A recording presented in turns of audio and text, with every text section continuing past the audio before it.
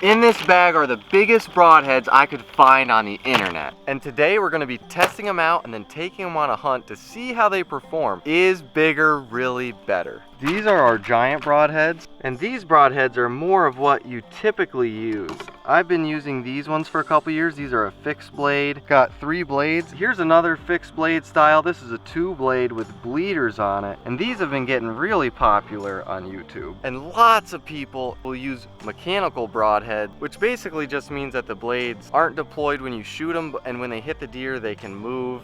These are supposed to fly a little bit better, and you get a bigger cutting diameter than with a fixed blade. Lots of people don't like using these because they don't fly as good as mechanicals if your bow isn't tuned correctly. And you don't get as massive of blood trails. But guys that like them will tell you they penetrate better, they can go through bone better. So there's certain advantages and disadvantages to both. But I wanted to see, when I saw these online, how would these suckers perform? Because I think if they hit a deer, the deer could likely just get cut in half almost. I'm wondering if they're gonna fly good because of how big the blades are, whether they'll get enough penetration through a deer. I'd rather go for a pass-through shot than a giant hole, but these could go through. And maybe if you get one giant hole and it goes in the cavity, you don't really need an exit because it ain't gonna go that far and you're gonna have a huge blood trail. I guess we need to sharpen up our axe a little bit there. Here we go. These are the Dead Ringer Super Freak Extreme. Look at the size of that right there. I mean, that is a huge broadhead. And what's kind of weird about these, and I'm curious to see how it works, is how the blades are folded up. We'll use the old trusty Buck 110. I just sharpened this baby up for this season. If you guys are interested in any of the gear I use, I've created an Amazon store with all things just like this Buck knife on there. And if you guys see something you like, buy it, and it helps the channel out. There she is right there. Look at that thing. It's got kind of a Tonto tip. I guess they just fold open just like that. When they hit, bam, you got this giant flying guillotine. Check this thing out compared to the Rage. And you can really see the difference between this and this. There's almost 1, 2, 3 broadhead inside of that one. First things first, let's see how big of a wound channel this thing makes. Let's even set it this way and just see if it can make it through this section here. I'm excited to finally get this bow out in the woods. I've been shooting it all year. This is my new Bowtech SS34, and I've been shooting really good with it here in the yard. I know I've said it like 10 times, but look at that thing. That is just scary. Holy. Oh yeah, she went through. Clean through, deployed it looks like. So here is the entrance hole, and it looks like it obviously isn't deployed all the way on the entrance, but it looks like it went in maybe this far and started to open up. You can kind of see it right there, is that sweep where it opened up. It went in and started to open up. By here it was all the way about open, and then it cut clean through. So I think it'll work. And it did go through. That's kind of surprising, really. So we got 9-10 inches of penetration. It doesn't open up right on the entrance of this gel. Slowly starts to open right about here, maybe 3 inches in. It looks like it's about fully deployed. Some of the fixed blades when we tested them would go out into here, but I've never had a broadhead get this far, so that's really not too bad for penetration. Definitely enough to kill a whitetail. Now that's not through bone. I mean, you can only imagine what something long like this with long blades might do through shoulder. So we're gonna be going for nice close broadside shot right through the ribs. I got another dumb little test. I had this empty bottle sitting on the counter, and I decided, you know what, let's see how big of a hole it makes just in the cardboard and what it would look like if you like slam the heart dead on maybe. We'll see how quick it drains that.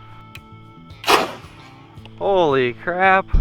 Our arrow went clear through this, over in there. This is the entrance. Kind of really a fixed blade hole size. That's the exit. That's maybe about 1.5 inches. So really nothing too crazy. I thought the broadhead was gonna make such a giant hole in there, but I mean, that's good, but it's not a 3-inch hole like the whole broadhead width is. I think I hit right here where I've shot a bunch of different broadheads, and the thing flew all the way over to here, stuck in the dirt a little bit. ferrule of this is just a little bit wobbly, so it's already bent. Yeah, and I can feel it when I pull the blades in. It's already bent, so that's one drawback to something like this already, is the durability's just not really gonna be there, I don't think. We'll shoot this one. We'll use this other new one to make sure that they're accurate, and then we'll have one left to kill with.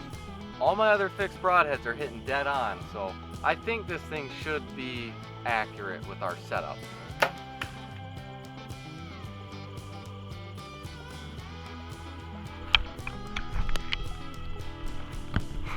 I hear it hanging out there.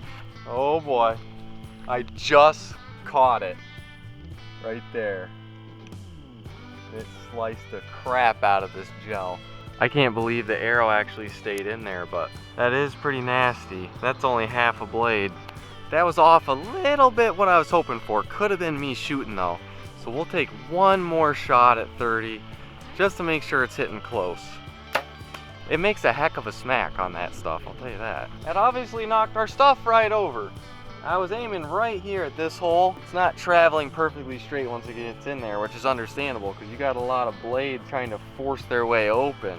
Just like every time, it's not open when it goes in, and then right about an inch or two in, it starts to open. You can see where this screw is starting to pull out again, so these are really gonna be a one-time use. If this goes into a deer and the blades just come off, you're gonna be totally toast. What do you think, Oak? Are those gonna work? Oak said try them out, so let's go hunting, see if we can't test them on a real deer. All right, we're gonna climb up this tree behind me. It's like 6 in the morning right now. There she is, the Megadeth or whatever it's called. All of a sudden I heard some grunting and I had deer running right in front of me.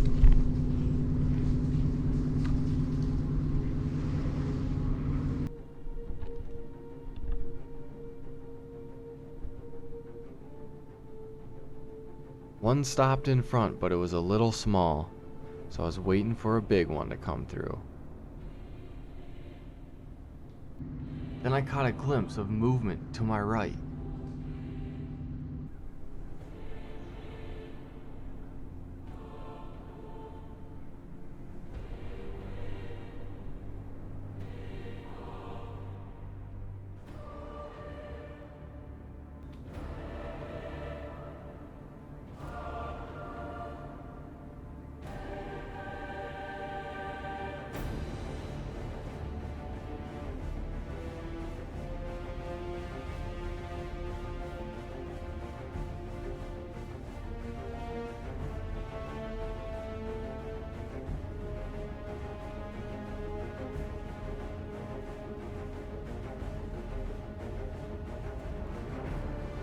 She spotted me and started to leave. But when she went behind the trees, it let me get in position. I got full draw and waited for her to step out to try to see me one last time.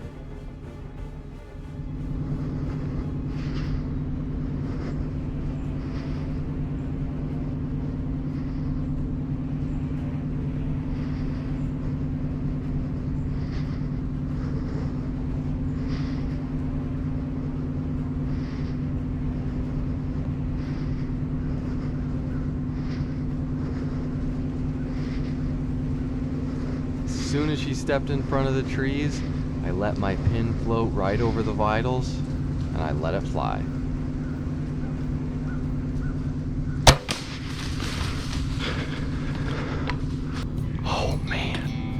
Oh man, you can see it's barely light, but I heard grunts coming, and one fawn came through, 2 fawns came through, another deer came through, and then the big doe came. I don't think she could smell me up here. I think she could just smell my wind, but she was looking right up here. This stand is in the wide open. She was slightly quartering to, but I hugged that shoulder and definitely stuck her. It looked like it went in a good ways. You'd think them broadheads would do some damage. She shouldn't go far.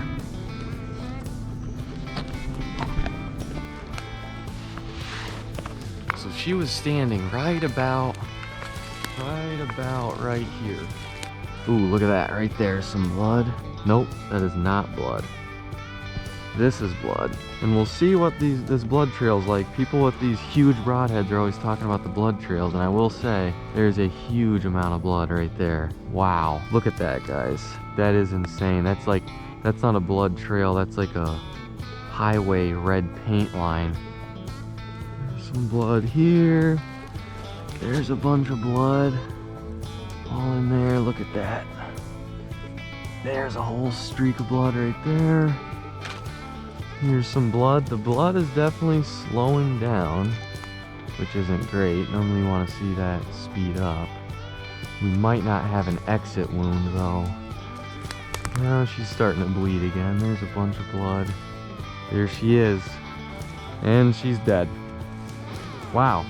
She really didn't go that far. My tree stand's right over there. And we're probably only 50 yards away from it. She kind of just did a big circle. Fell right in this hole. My arrow's actually right here. Broadhead is closed. And look at that. You can see the point is like, the whole point is bent over to the left, and that tip is really kind of deformed. But the arrow overall looks like it's in okay shape, really. I'm curious to see if it went through. I don't think it did go through. Yeah, that's a nice big doe. So that's the entrance right there. She was 1/4 2 and it did go in a little high. That wide. So nothing super crazy. Ooh, and there's the exit right there. So it did go clean through. That's kind of surprising, really. And look at the size of that. I mean, that's my fist. That ain't playing no games. I mean, that went through all the lungs for sure. Wow. If you want to see how the cheapest crossbow at Walmart performs on a deer hunt, watch this video right here. Thanks for watching.